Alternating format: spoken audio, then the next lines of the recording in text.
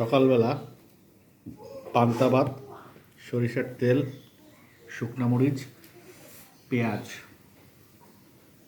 এই কম্বিনেশনটা কারা কারা ট্রাই করেন না আমি জানি না। যারা যারা ট্রাই করেছেন তারাই জানেন এর মজাটা কি। আজকে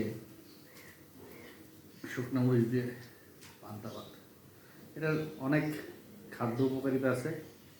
প্রথম যে খাদ্য উপকারিতা সেটা হচ্ছে এটা প্রচুর পরিমাণে ক্যালসিয়াম থাকে।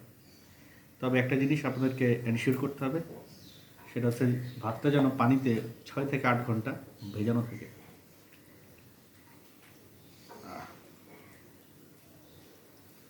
এই পান্তা ভাতটা লবণ দিয়ে হালকা একটু মিক্স করে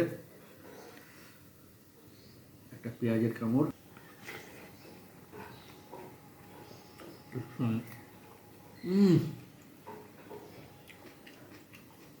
দুর্দান্ত স্বাদ। আপনার চাইলে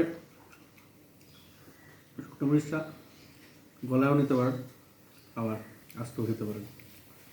এই ভাত নিলাম, শুকনো মরিচ, পেঁয়াজ, সেই স্বাদ।